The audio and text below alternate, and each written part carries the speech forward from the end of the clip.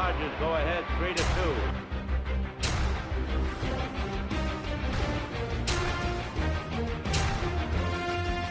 And these Dodgers at last are world champions.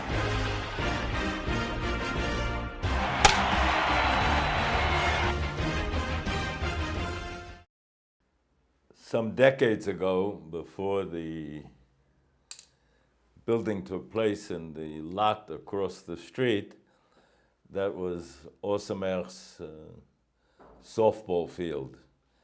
Since then has been appropriated or misappropriated, depending on your point of view. During those years when it was our softball field, there was a fellow learned in Osamer, wonderful young man, historian, social worker, and done some very interesting work. During those years, David Romand hit a long home run.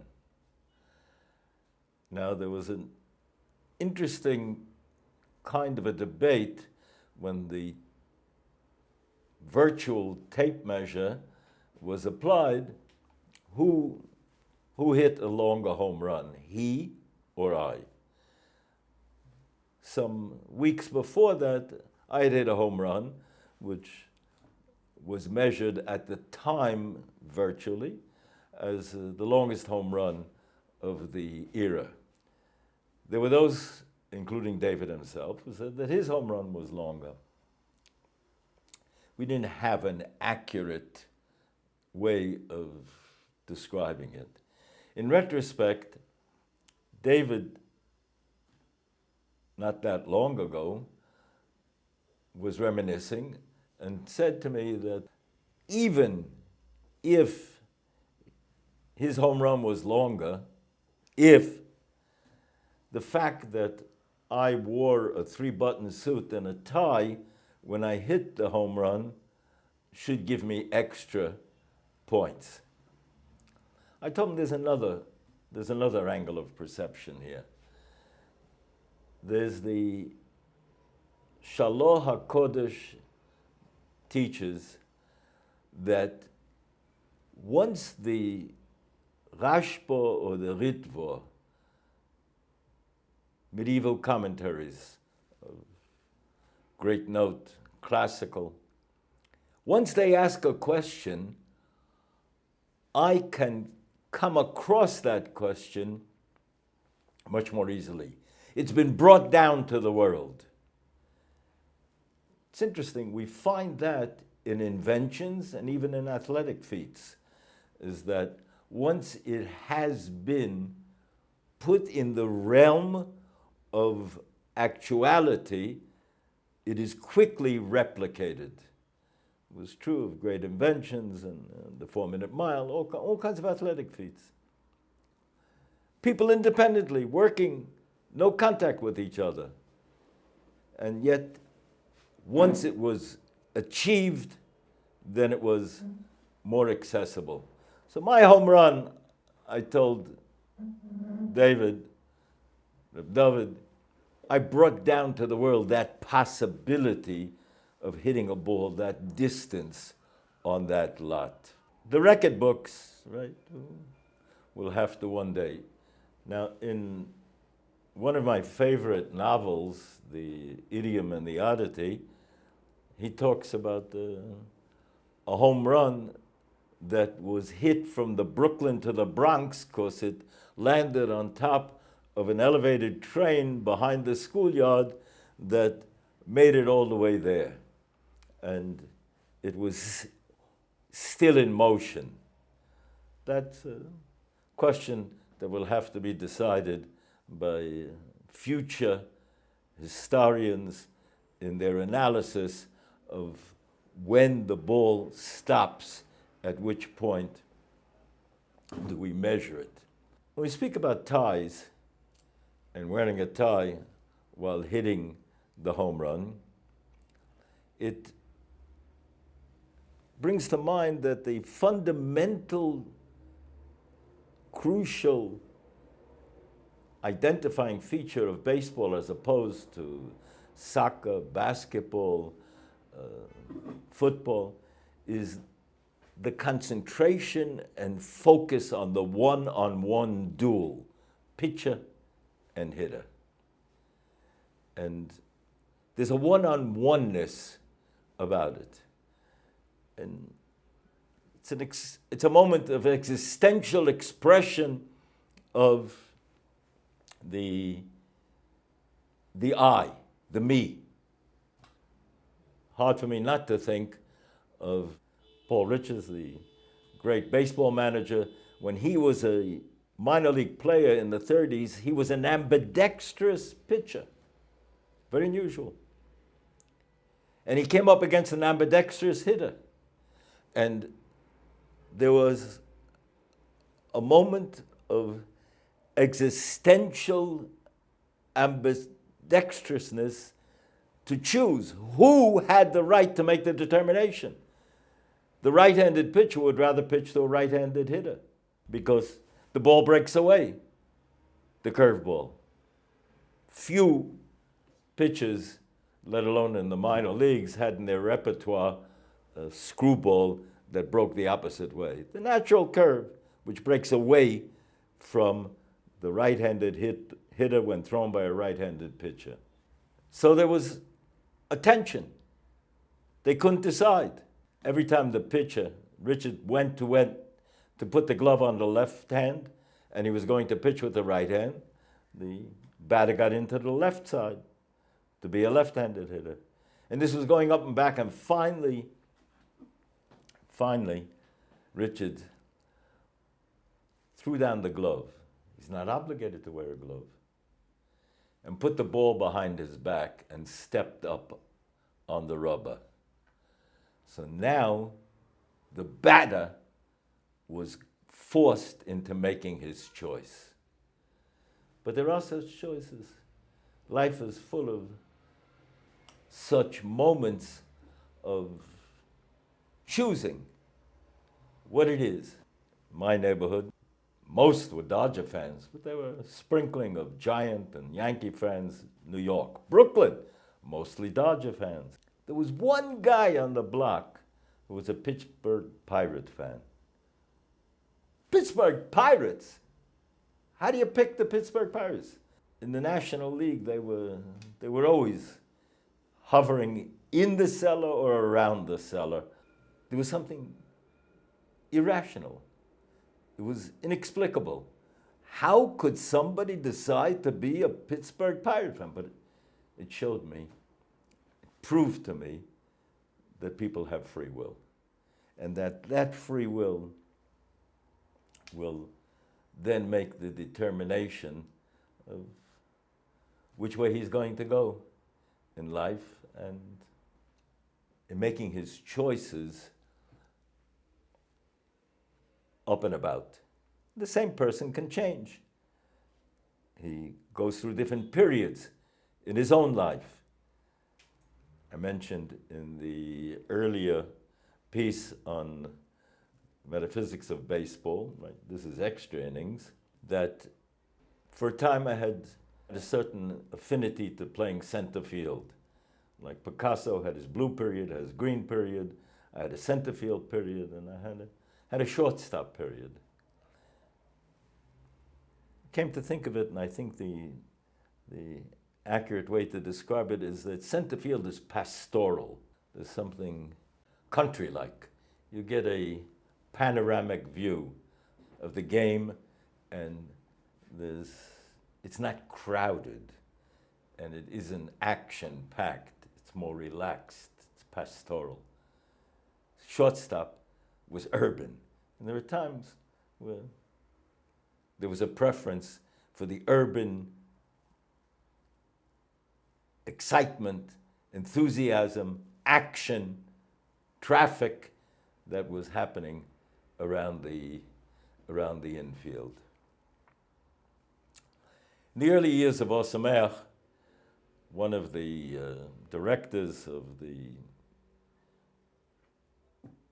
Jewish agency, Moshe Rivlin, was helpful to us in getting certain permits we needed for then reappropriating this building, the existing building that we're in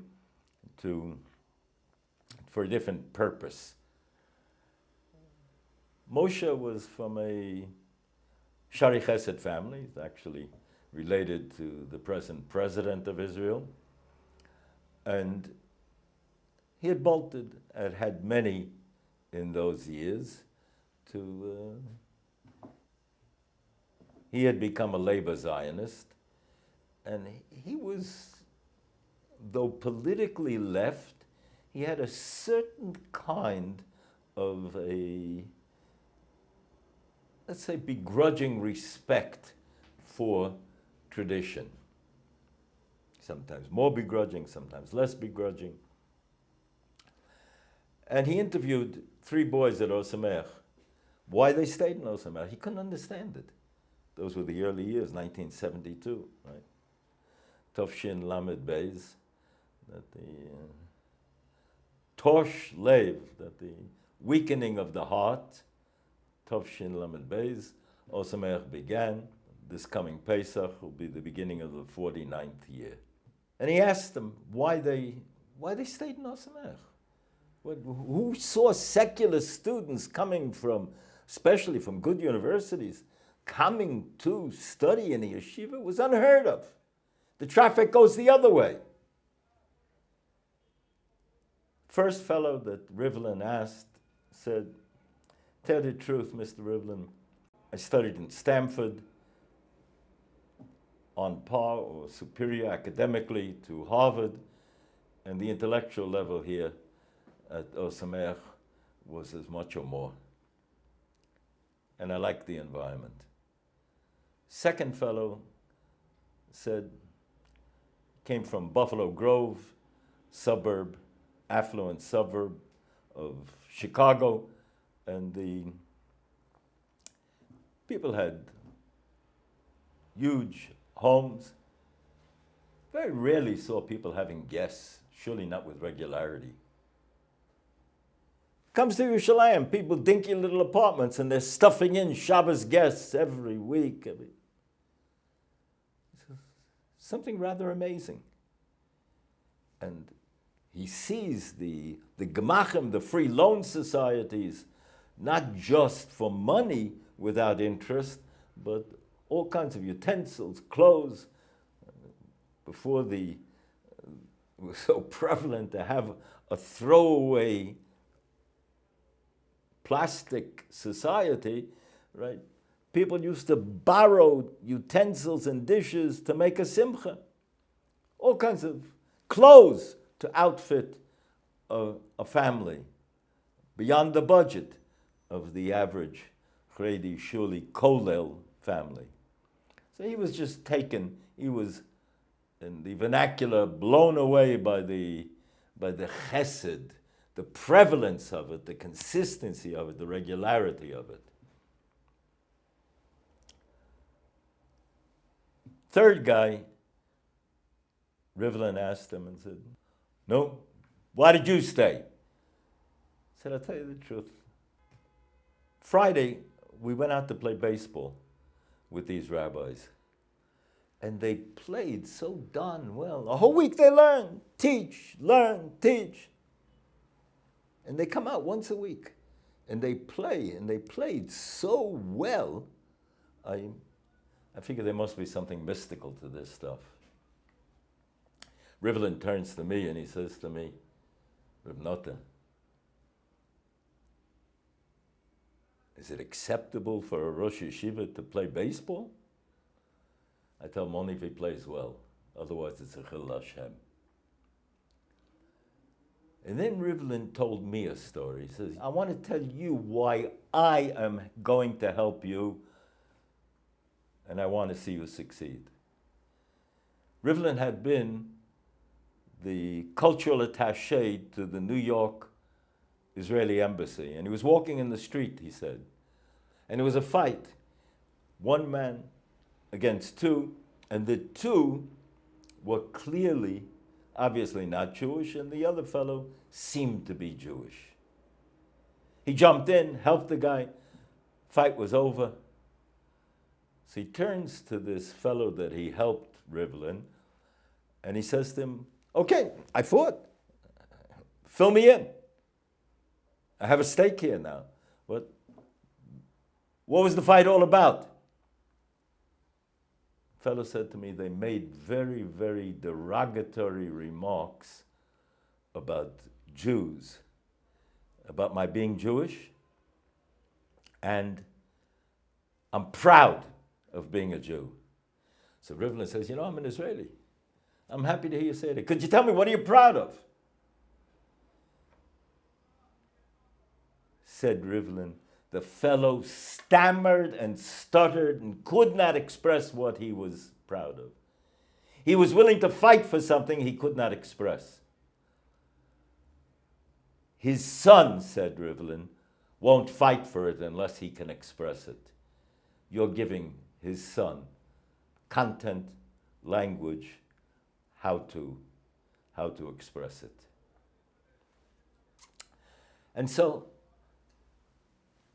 we went back into the office, took a quick tour, and Rivlin saw a piece of stationery that had Rebbe Schwartzman Zatzal's name on it. He asked me who Rebbe was. I told him he's the Rosh Yeshiva's Rosh Yeshiva. He's here, he gives Shurim at Ohr Sameach, and we relate to him as our senior spiritual person. To which Rivlin stops. Remember, he's an old Shari Chesed Yingel. He says, I understand. There has to be one Rav that does not play baseball. To a certain extent, of course, he was right. Now,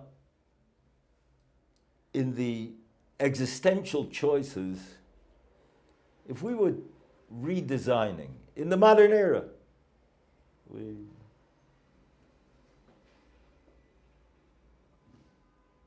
there's a discrepancy, an inequity in a purely egalitarian society that should be corrected. If this game is a fair game, a right-handed hitter is at a disadvantage. He has an extra step to make it to first base before the ground ball is scooped up and thrown to the first baseman. The lefty has an extra step. He's closer. Perhaps we have to give the right to have affirmative action. Right-handed hitters should be able to run clockwise instead of counterclockwise. They should be able to run third base, second base, first base. Will that create traffic jams? Yes, but we'll have to deal with the problem. Such should be the affirmative action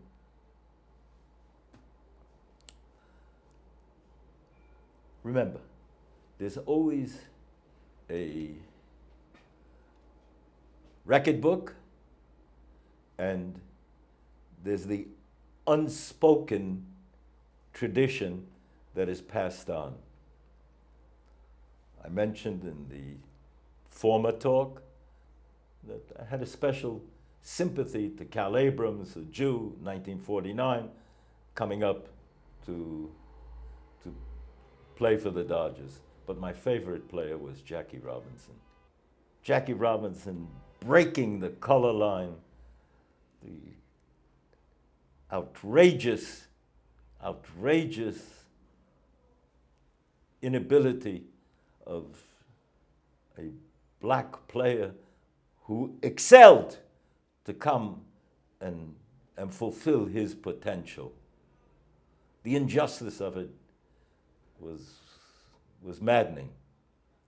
Who knows what Satchel Paige could have done and would have done had he been brought up in his youth to the major leagues. Jackie Robinson brought back base running to had been a forgotten art.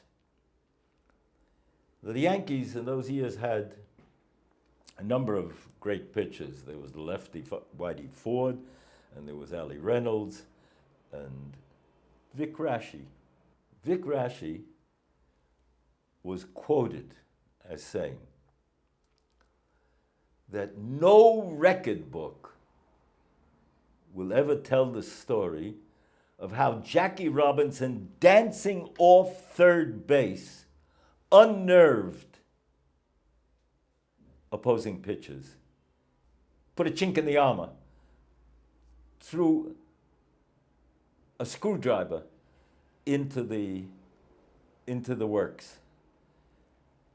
How they sometimes balked, but even when they didn't balk, they lost their composure. There's one thing a pitcher needs. He needs composure. Vic Raschi said that. No record book has that information. That's the Pirish Rashi, the commentary of Rashi on the written text of the record book. Choices that people have to make. Swing, not swing. There was one guy in the schoolyard that had played on some teams in the other fields, more organized teams, more parade grounds. He looked at it as demeaning to then participate any longer in our choose-up games. But we heard that the teams in the parade grounds no longer were bringing him in to play. But communications not being what they are today, he still went through the ruse of being beyond that. In a certain sense, it was Groucho Marx principle that any club that'll take me as a member, I don't want to join.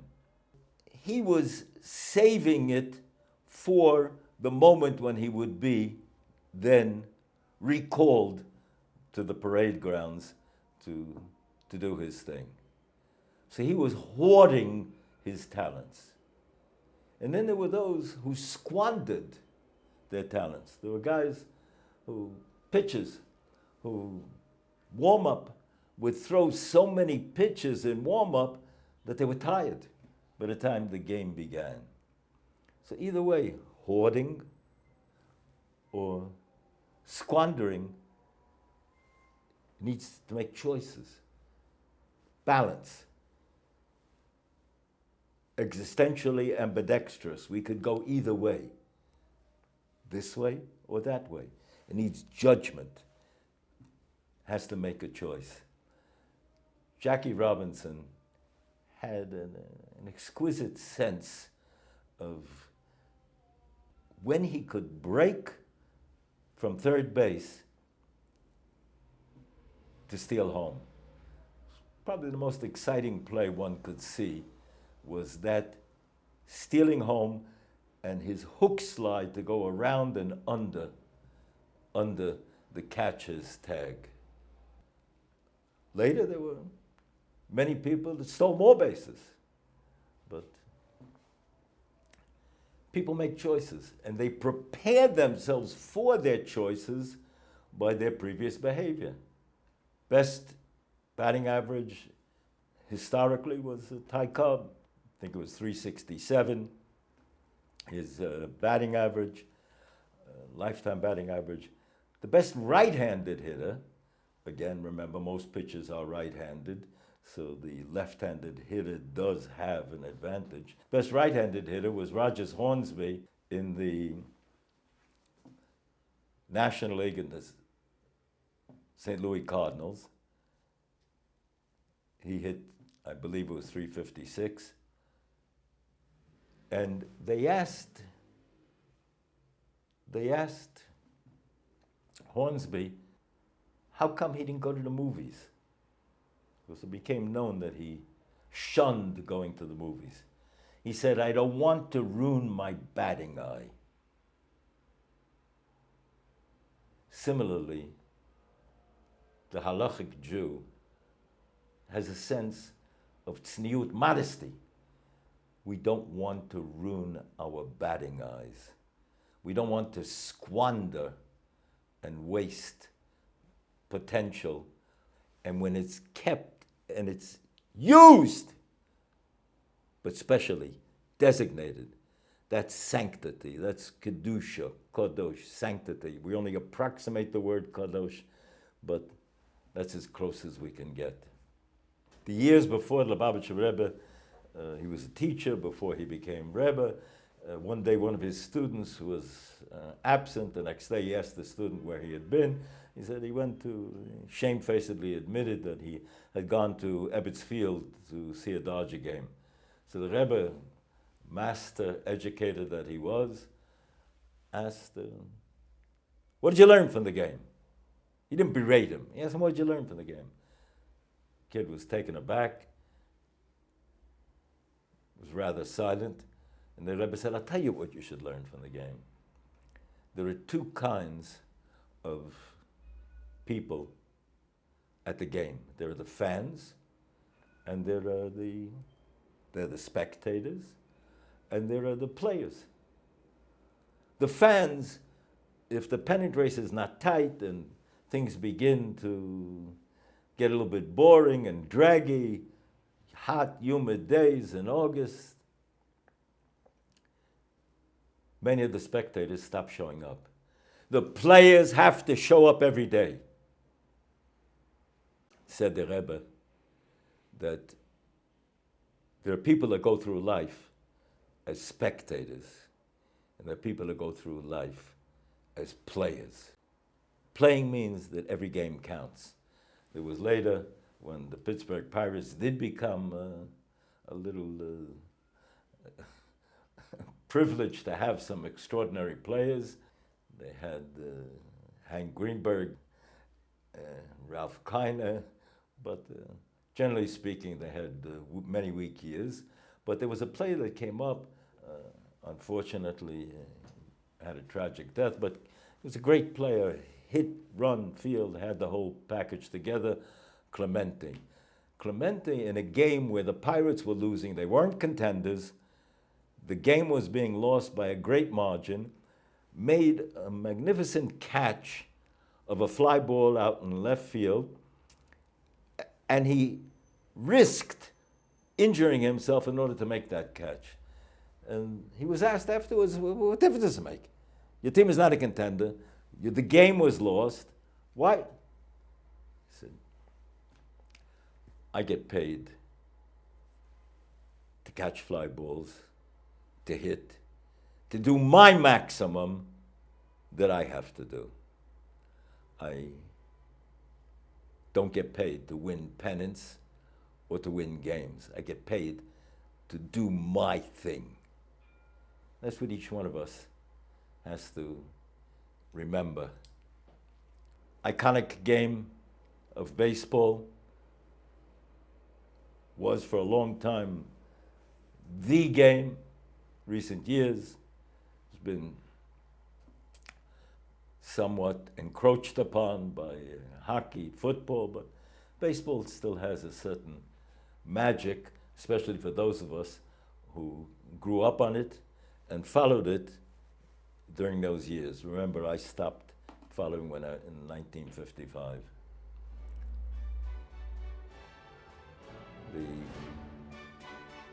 anthem of the baseball game was, the generic anthem was "Take Me Out to the Ball Game." Is it accidental that the music was written by a Jew, Van Tilze?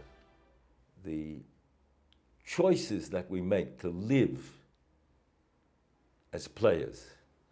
Another way of saying it is Coleridge used to say, poetry is choosing the best possible words in their best possible order. I looked at a game,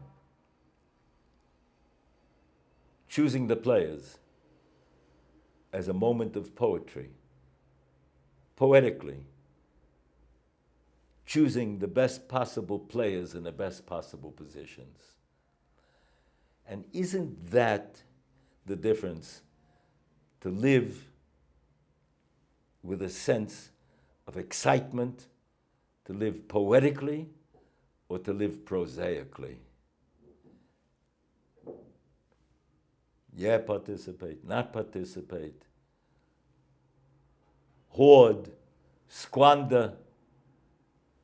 The moment of truth, that exciting moment when we know we can make the difference of fulfilling our potential in an ideal way with the talent and the resources that have been invested in us, especially in a time when it's a challenge to up the ante of the simcha, the joy that we find in the privilege of being given the opportunity to wake up every day,